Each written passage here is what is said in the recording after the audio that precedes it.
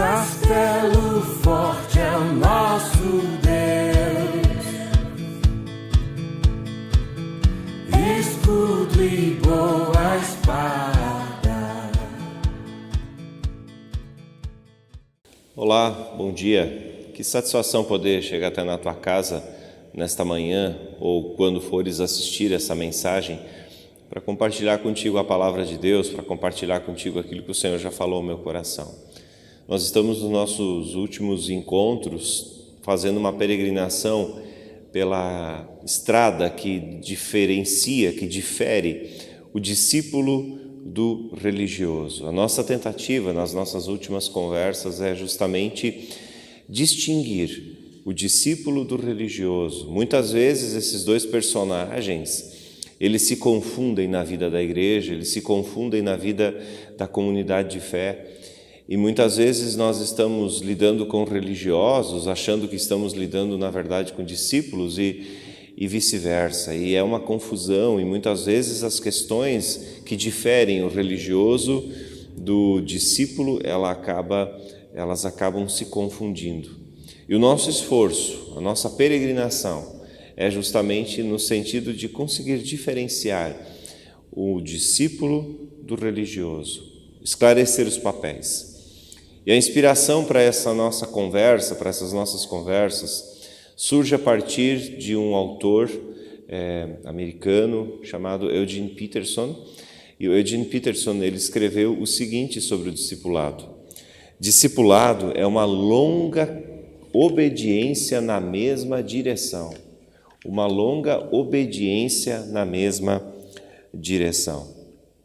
E eu parafraseei então essa frase com o título da imagem que tu pudeste ver no início deste nosso momento de conversa: uma longa caminhada na mesma direção. Viver com Cristo é uma longa caminhada, uma caminhada na mesma direção, na direção de Cristo, na direção da eternidade, na direção do Senhor, na direção daquele que nos ama e que tem um plano de vida, um plano de salvação para nós. Na nossa primeira conversa ligada a esta série, nós conversamos sobre o alimento, a importância do alimento para a alma do discípulo. O discípulo, ele seleciona bem aquilo que ele usa como alimento espiritual. Por isso ele é alguém que lê muito, ele é alguém que se dedica à leitura da Sagrada Escritura, ele é alguém que busca bons conteúdos e estar cheio da presença de Deus. Na semana passada nós falamos sobre a gratidão e que o discípulo é alguém que vive agradecido e ele tem também atitudes de gratidão. E hoje nós queremos conversar então sobre o servir. E isso nós faremos a partir do texto bíblico de Marcos, capítulo 5, os versículos 1 e seguintes, que eu quero ler contigo agora. Marcos 5, 1 e seguintes. Nós vamos ler dos versículos 1 ao 20. Diz assim: Assim, chegaram ao outro lado do mar, a região dos Gerazenos. Quando Jesus desembarcou, imediatamente um homem, possuído por um espírito imundo, saiu do cemitério e veio ao seu encontro. Esse homem morava entre as cavernas, usadas como túmulos, e ninguém conseguia detê-lo, nem mesmo com correntes. Sempre que era acorrentado e algemado, quebrava as algemas dos pulsos e despedaçava as correntes dos pés. Ninguém era forte o suficiente para dominá-lo. Dia e noite vagava entre os túmulos e pelos montes, gritando e cortando-se com pedras. Quando o homem viu Jesus, ainda a certa distância, correu ao seu encontro e se curvou diante dele. Então soltou um forte grito: Por que vem me importunar, Jesus, Filho do Deus Altíssimo? Em nome de Deus, suplico que não me torture. Pois Jesus já havia falado ao espírito: Sai deste homem, espírito imundo. Jesus lhe perguntou: Qual é o seu nome? Ele respondeu: Meu nome é Legião, porque há muitos de nós dentro desse homem. E os espíritos imundos suplicaram repetidamente que ele não os enviasse a algum lugar distante. Havia uma grande manada de porcos pastando num monte ali perto. Mande-nos para aqueles porcos, imploraram os espíritos. Deixe que entremos neles. Jesus lhes deu permissão. Os espíritos imundos saíram do homem e entraram nos porcos, e toda a manada, cerca de 2.000 porcos, se atirou pela encosta íngreme do monte para dentro do mar e se afogou. Os que cuidavam dos porcos fugiram para uma cidade próxima e para seus arredores, espalhando a notícia. O povo correu para ver o que havia ocorrido. Chegaram até onde Jesus estava e viram um homem que tinha sido possuído pela legião de demônios. Estava sentado ali, vestido em perfeito juízo, e todos tiveram medo. Então, os que presenciaram os acontecimentos contaram aos outros o que havia ocorrido com o homem possuído por demônios e com os porcos.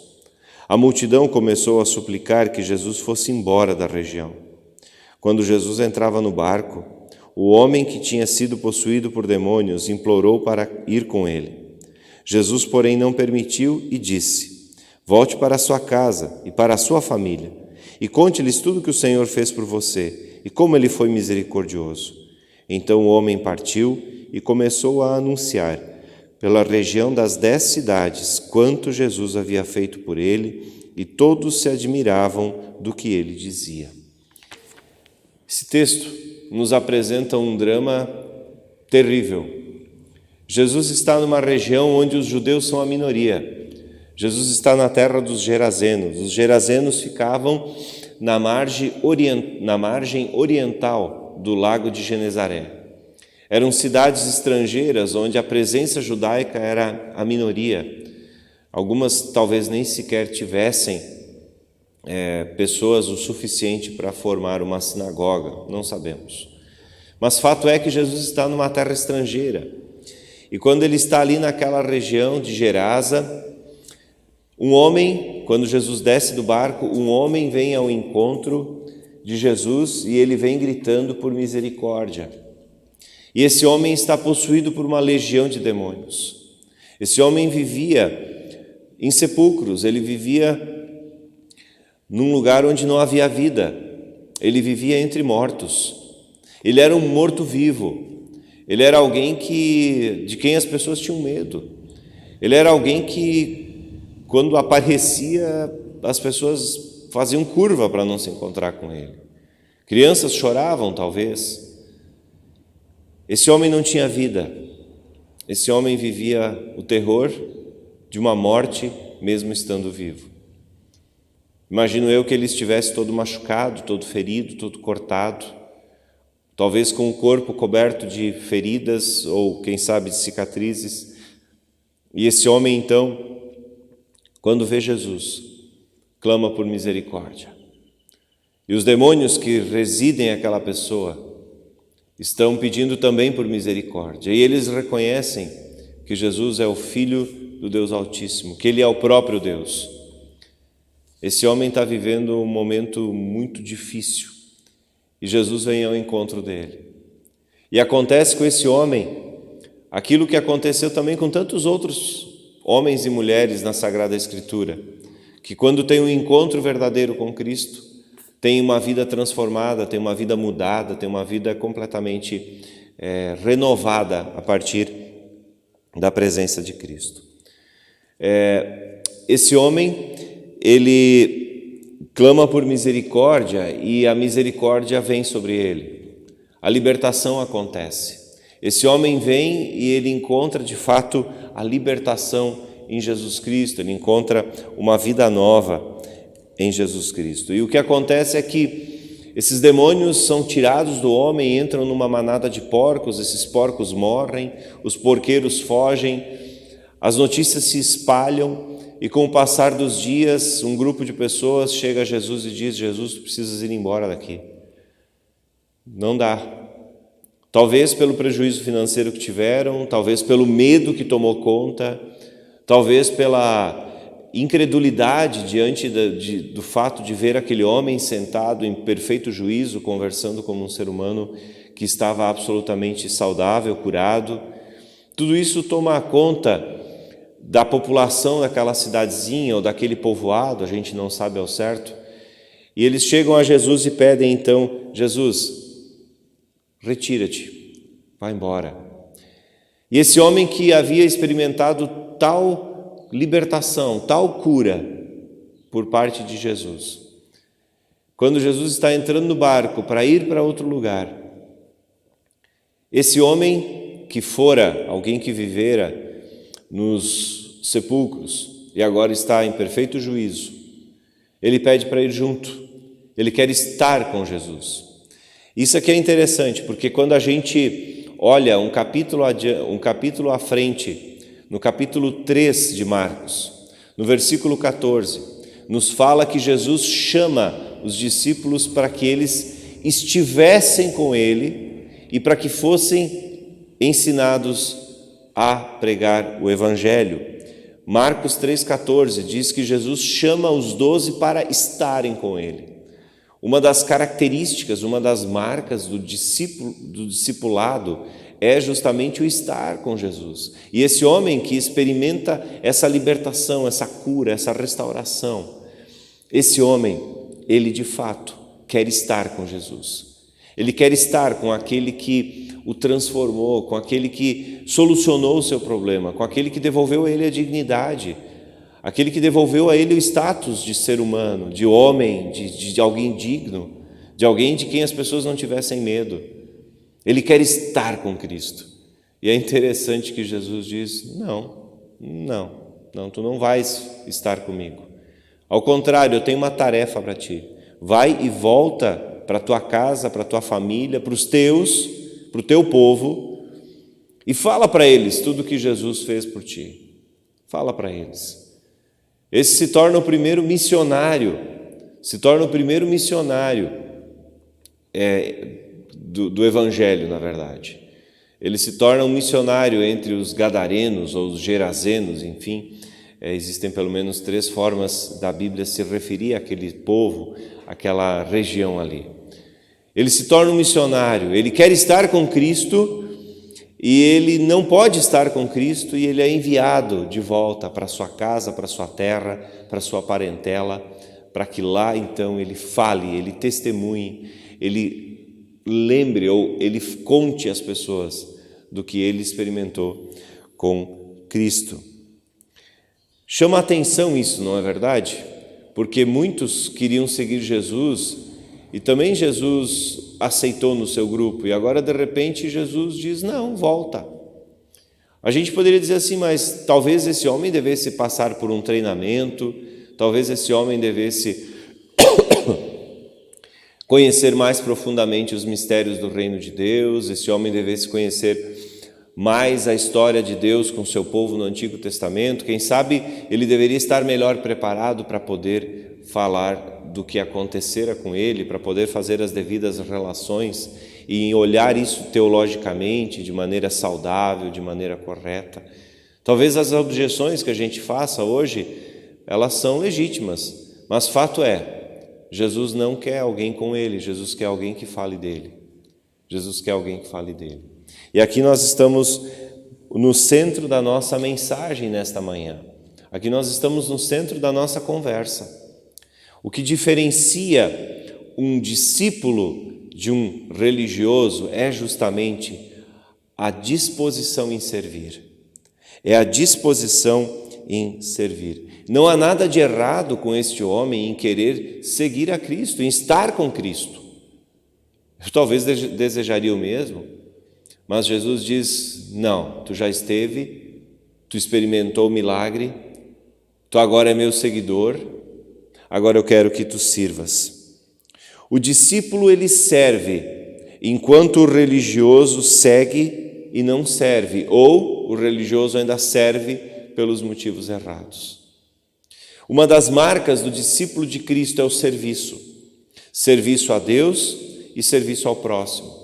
Serviço a Deus e serviço ao próximo. Amor a Deus e amor ao próximo.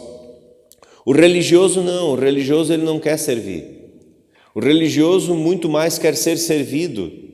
Ele muito mais quer ser alguém que senta, escuta, ouve, se alimenta, mas não, na segunda-feira eu não tenho nada para servir. Eu não tenho onde servir, eu não tenho como servir. Queridos, a diferença entre um discípulo e um religioso é a básica diferença do serviço. Entre outras, né? Óbvio, entre outras, afinal estamos numa série. Mas nesta manhã, ou quando estiveres a me assistir, eu quero te dizer que o que diferencia um discípulo de um religioso é justamente o serviço. Este homem queria estar com Cristo, e talvez se ele ficasse com Cristo, fosse aceito no grupo de Cristo, quem sabe ele se tornaria também só mais um bom religioso. Não sei, mas fato é que Jesus diz, não, agora tu vai me servir. Tu experimentou, tu foi curado, tu experimentou milagre, agora tu sabe que precisa me servir. A vida do discípulo é um chamado a servir a partir da fé. É um chamado a servir a partir das suas experiências com Cristo.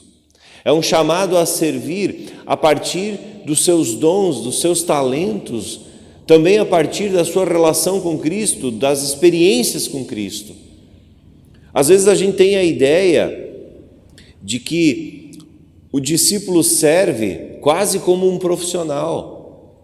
Profissionais passam por treinamento, profissionais passam por formações, profissionais passam por uma busca por qualificação. É verdade, tudo isso está certo, mas quando o assunto é servir no reino de Deus, não necessariamente. Isso não quer dizer que o discípulo não busque uma qualificação, não busque conhecer mais, não busque estudar, não busque saber como fazer melhor, mas o discípulo serve.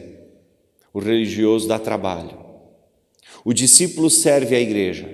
O discípulo serve o reino de Deus. O discípulo é alguém que se importa com o outro. O discípulo é alguém que sabe que tem mais alguém lá na mesma situação em que eu estive, portanto eu preciso fazer algo por ele. O religioso senta e dá trabalho. O religioso muitas vezes é aquele que vem com o discurso, eu não sei fazer. Eu não sei fazer, mas o pastor é um cara que sabe fazer, então ele está ganhando pago, ele que o faça. E isso é algo muito presente na nossa cultura luterana brasileira. A cultura do eu estou pagando para que os outros façam. Meu querido, se nós somos discípulos de Jesus, se tu é discípulo de Cristo, tu não pode de jeito nenhum achar que essa conversa não é contigo. Essa conversa contigo, essa conversa comigo. Servir a Jesus, servir ao reino de Deus, servir aquele que nos transformou a vida, é obrigação, é prioridade, é privilégio, é possibilidade de ser bênção na vida de alguém. O religioso não é alguém mau. O religioso não é alguém mau, mas é aquele que senta, escuta, ouve, acha bonito, mas fica nisso. E aí a gente olha e muitas vezes a gente vê as igrejas cheias de religiosos, porque as nossas searas, como diz Cristo, são enormes. Os nossos campos estão repletos de pessoas para serem alcançadas. Só que para isso nós precisamos entender que o chamado do discípulo é o chamado do serviço. E esse chamado do serviço é muito amplo. É o servir na amplitude das necessidades humanas. Muitas vezes o serviço ao próximo, o serviço no reino de Deus, é acudir ao necessitado na sua necessidade básica, supri-lo na sua necessidade básica. Muitas vezes o servir ao próximo e servir ao reino de Deus e ser instrumento do Evangelho, ser sal e luz no mundo, é também chorar com os que choram, é fazer uma visita para os enlutados, é fazer uma visita para quem está doente, é orar pelos doentes. Um dos serviços que os discípulos precisam entender, que faz parte da vida e do servir no reino, é a oração. Aqui na comunidade na comunidade do Fundo Canoas, nós temos um grupo de oração, sempre no segundo domingo de manhã, às 8h30 da manhã. Nós nos reunimos de 8h30 aproximadamente até 9, 9h05 para estarmos orando. É um grupo que também está começando, mas é um grupo que tem pouca adesão. Por quê? Porque os discípulos muitas vezes não entendem que oração também é um serviço. Esse homem, que fora alguém que viveu a morte, o cheiro da morte, que era um morto-vivo, e que teve uma vida transformada por Cristo. Ele queria ser um seguidor de Cristo, e ele tornou-se um seguidor de Cristo. Ele tornou-se alguém que andou com Cristo. A gente não sabe, a história dele termina aqui. Possivelmente, talvez ele tenha tido outros encontros com Cristo, a gente não sabe. Mas fato é que Jesus diz assim: meu querido, eu não preciso de mais alguém para sentar e me ouvir. Eu preciso de alguém que vai e faz. Eu preciso de alguém que vai, ouve e agora faz. Talvez a pergunta é: mas quanto tempo esse homem esteve com Cristo? Eu não sei. A Bíblia não fala. Mas eu imagino que, assim como diferentemente de hoje, que a comunicação não é tão... diferentemente de hoje, a comunicação naquele tempo não era tão rápida e instantânea. Deve ter demorado 3, 4, 5 dias até que o povo disse: vamos mandar esse homem embora. Talvez esse foi o tempo de formação dele. A gente não sabe. Mas fato é que quando Jesus o manda, Jesus sabe que ele tem condições de ser aquele que pode falar para os seus, para a sua casa, para a sua família, para o seu povo, do amor de Deus. E é interessante que um pouquinho mais adiante, no capítulo 7, se eu não me engano, Jesus volta para a região dos Gerazenos. E o povo lá já está na expectativa por receber Jesus. Isso quer dizer o quê? Que além daquele primeiro impacto de ver a transformação na vida daquele homem, o testemunho daquele homem gerou uma expectativa por encontrar Jesus. É bem interessante a gente ver. É um pouquinho adiante, no capítulo 7, se eu não me engano. Ali, Jesus é aguardado pelos Gerazenos. Aqueles que o mandaram embora agora querem vê-lo. E isso certamente se deve ao testemunho desse homem que teve uma vida completamente transformada por Cristo. A questão do discípulo que serve é uma questão central na teologia luterana. A questão do discípulo que serve é central para a nossa confissão. Nós, como igreja oriundas da Reforma, nós temos como uma das nossas premissas o sacerdócio geral de todos os crentes. Isso soa bonito, né? E às vezes até meio e até não compreendido pelas pessoas, mas o sacerdócio geral de todos os crentes pressupõe que os discípulos de Cristo, aqueles que se tornaram alguém que caminha com Cristo, que viveu experiências com Cristo, alguém que teve sua vida transformada por Cristo, que tornou-se alguém crente em Jesus, ele é um sacerdote, ele é alguém que serve. E talvez a pergunta que alguns estejam fazendo é: como assim? Como serve? Serve no quê? Serve de que forma? Ora, o discípulo, ele é alguém que sabe que ele é chamado a servir a Cristo não nas coisas extraordinárias. Tem gente que acha que ser discípulo de Cristo e servir a Cristo é servir num chamado extraordinário, de ser missionário. Não. Nós somos chamados a glorificar a Deus, ordenhando as vacas, dizia Lutero. Aquele que cuida do seu filho e cuida com amor está servindo a Deus. Aquele que se importa com seu vizinho e quando pergunta, tudo bem, olha no fundo do olho e realmente está se importando com o seu vizinho, serve a Deus. O servir a Deus é muito amplo. O servir a Deus, ele é muito amplo, mas ele tem como propósito único transmitir o amor e a misericórdia de Deus revelada em Jesus Cristo. Por isso, quando Lutero aborda essa questão e ele cria essa frase, o sacerdócio geral de todos os crentes, ele tem em mente que não é o clero, ou seja, não é a elite religiosa, em nossos dias a gente poderia dizer no contexto da ISLB, não são os pastores que fazem a coisa acontecer, mas são todas as pessoas que conhecem a Cristo, que amam a Cristo e que vivem o Evangelho. Viver o Evangelho é viver o Evangelho encarnado e a serviço do nosso próximo. É envolver-se com o nosso próximo com o objetivo de transmitir a ele o amor, a graça, a misericórdia de Cristo. O religioso não. O religioso, ele vem, senta, às vezes ainda critica e diz: eu estou pagando, o pastor que o faça. Queridos, não é assim, não é assim. O discípulo de Jesus, ele sabe que ele é chamado a servir, ele sabe que ele é chamado a se importar com o outro e a demonstrar misericórdia pelo outro. E ele precisa de formação? Precisa de formação. Mas a formação mais importante de um discípulo não está na formação acadêmica, não está na formação intelectual. Tudo isso são coisas importantes, a nossa igreja, ela possibilita isso, a paróquia de Rio do Sul possibilita isso, nós temos aí o Edificar, nós temos aí um monte de outros programas, nós temos os pequenos grupos, nós temos os grupos de casais. Todos esses lugares são lugares de formação de discípulo. Mas a mais importante formação do discípulo é o seu testemunho de vida. É experimentar a presença, o amor, o cuidado de Cristo no seu dia a dia. E poder dizer: olha, eu sei que tu está passando por uma crise no teu casamento, mas eu quero te dizer que eu encontrei alguém que mudou a nossa história também.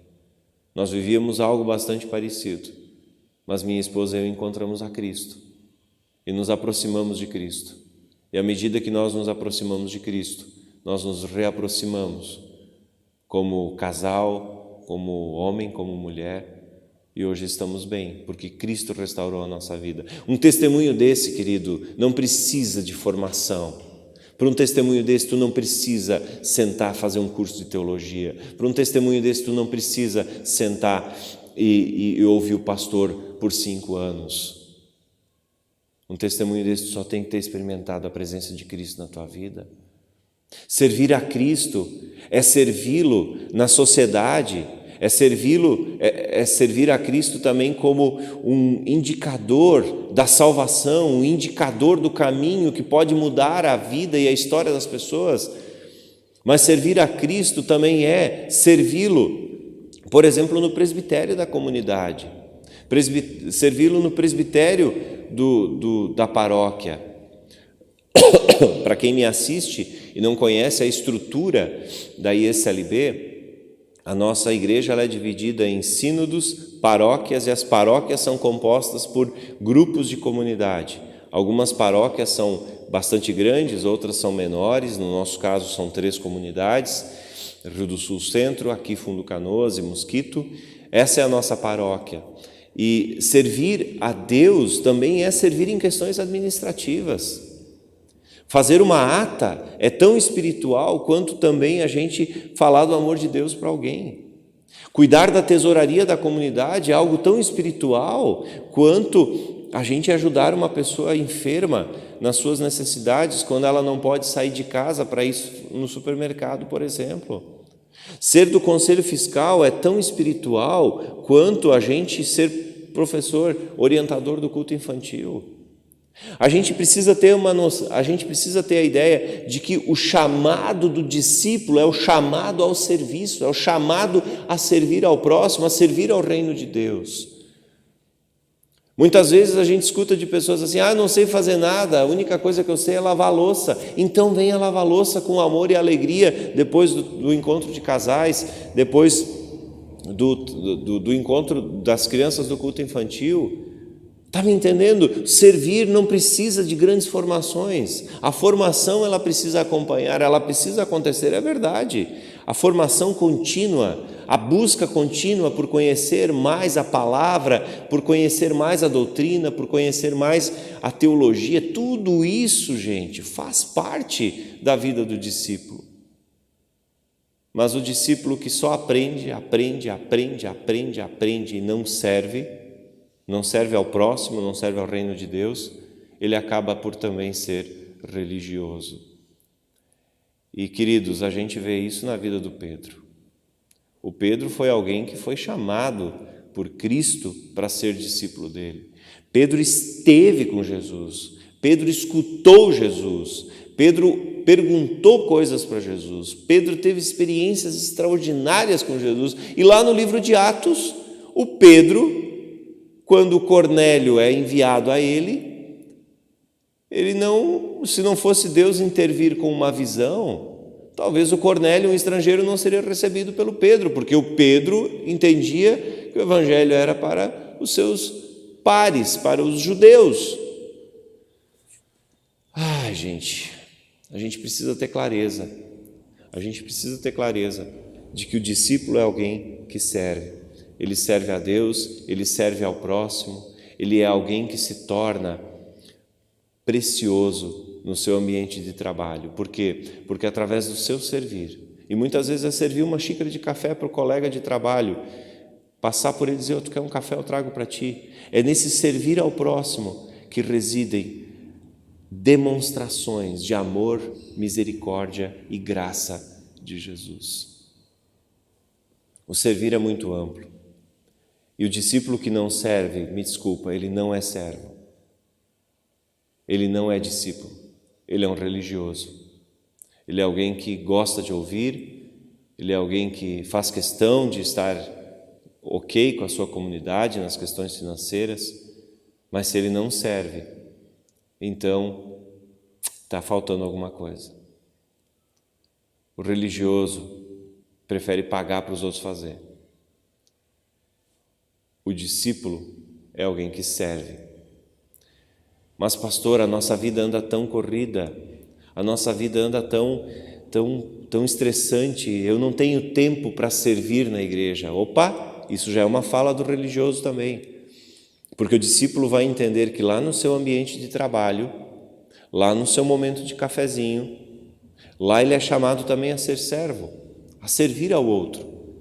Não é aquela coisa de parar tudo, agora eu vou servir. Não, a gente vive servindo e serve enquanto vive, e a gente segue enquanto serve e segue servindo a Cristo. Não é aquela coisa da segmentação da vida, da segmentação do dia. Não, o discípulo ele vai seguindo. E aí eu lembro de Mateus 28, o versículo 18, quando Jesus diz: ide por todo o mundo. Aquele verbo que está traduzido por ide, ele também pode ser traduzido por indo. Ou seja, enquanto caminha, enquanto conversa, enquanto tu serves aqui, enquanto tu trabalhas ali, vai servindo. A vida como um constante serviço de amor ao próximo, como um constante amor por aquele que te transformou a vida e que quer transformar a vida do teu colega de trabalho que não te conhece. O discípulo serve, o religioso quer ser servido. E nesse texto nós vemos Jesus claramente dizendo para aquele homem que ele não deveria apenas ouvi-lo, mas de que ele deveria servi-lo. Se nós, como igreja luterana, ou igreja de confissão luterana, fôssemos de fato discípulos de Cristo que vivessem o sacerdócio geral de todos os crentes, ou seja, a possibilidade que Deus dá para que todos façam parte da construção deste reino que é invisível, mas que tem um poder de transformação de sociedades, de cidades, de famílias, de vidas, que é a presença de Deus. Se todos nós entendêssemos a importância do sacerdócio geral de todos os crentes, e todos nós que vivemos nos bancos das igrejas ou nas cadeiras das igrejas, vivêssemos o discipulado como um serviço ao próximo, vivêssemos essa dimensão do discipulado como um serviço ao próximo, nós seríamos uma igreja onde muito mais pessoas encontrariam a Cristo, onde nós teríamos muito mais pessoas dispostas a dizer: eu não sei ao certo o que faz um secretário de comunidade, mas eu quero aprender e eu vou fazer. Tu está entendendo? Nós teríamos muito mais pessoas que dizem: pastor, tem gente precisando de companhia para estudar a Bíblia, eu estou disponível. Também não sei muito, mas o pouquinho que eu sei, eu junto com um pouquinho do outro, e já dá um pouquinho mais. O servir a Deus é algo muito sério. O discípulo serve, e isso é algo muito sério. Mas o discípulo também é alguém que sabe que ele precisa servir. Não é alguém que senta, ouve e a vida segue. Queridos, nós encerramos aqui esse nosso bate-papo. Servir a Deus é coisa de discípulo. Ouvir de Deus é coisa de religioso. Sentar, ouvir e sair pelo mundo dizendo: essa é a minha missão. A missão de falar do amor de Deus, falar da graça de Deus, falar do Deus que me transformou, falar do Deus que mudou a minha história. Essa é a ação do discípulo. Sentar e dizer assim: o nosso pastor, ele é bom, ele fala bonito, ele é digno de salário. Isso é coisa de religioso. Queridos, esse tema precisa ficar queimando no nosso coração. E a gente precisa se fazer perguntas. O que eu sou? Eu sou um discípulo de Cristo, que serve ao outro, serve à sua comunidade, que serve no seu ambiente de trabalho, que serve ao seu chefe, que serve aos seus empregados, que serve às pessoas ao redor? Ou eu sou um religioso que no domingo senta, escuta, e na segunda-feira tudo continua como estava? Que Deus nos inquiete, que Deus nos incomode, que Deus nos deixe realmente com o coração cheio do desejo de servi-lo. Esse homem, esse Gerazeno, ele não passou por pós-graduação, ele não passou por formação bíblica, ele teve uns dias na presença de Cristo. Tu podes talvez dizer assim: mas isso é a melhor formação. É verdade. Mas ainda assim ele queria ficar mais com Cristo. Mas Jesus disse: não, vai me servir. O discípulo serve. O religioso muitas vezes só cria problema. Grande parte dos problemas que a gente enfrenta nas paróquias e comunidades por aí é com gente religiosa. Porque quem serve, ele não tem tempo para ficar criando confusão e picuinha. Religioso dá problema. Discípulo soma. Discípulo traz pessoas para o Evangelho. Discípulo traz pessoas para a igreja. Discípulo, ele vive encarnadamente a presença de Cristo. Que Deus abençoe tua vida. Que Deus guarde a ti. Que Deus cuide de ti. Que Deus abençoe tua vida. E que Deus inquiete o teu coração com o desejo de servi-lo. Servi-lo. Que Deus abençoe. Que Deus guarde a ti. Amém. Quero orar contigo. Senhor, dá-nos a clareza quanto ao servir. Dá-nos a clareza quanto à vivência do Evangelho no dia a dia. Senhor, livra-nos de sermos aqueles que sentam, escutam, acham bonito e nada muda. Faz-nos entender, Senhor, que nós somos chamados a servir ao outro, a servir à igreja, a servir ao reino de Deus. Do contrário, Senhor, seremos apenas religiosos. E a palavra nos diz, Senhor, que aqueles que não são teus também não entrarão no céu, não irão para a eternidade contigo. Livra-nos disso, guarda-nos em tuas mãos, abençoa a nossa semana, cuida de nós. No nome de Jesus é que nós oramos. Amém. Desejo a ti um forte abraço, que a paz do Senhor esteja contigo, uma boa semana e até no próximo momento em que a gente quer compartilhar contigo a palavra de Deus. Tchau, tchau.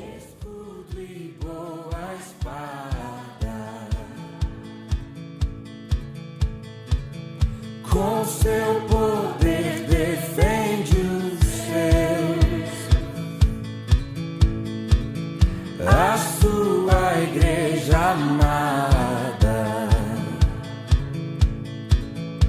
com força e com furor, nos prova o tentador, com artimanhas traz e astúcias infernais.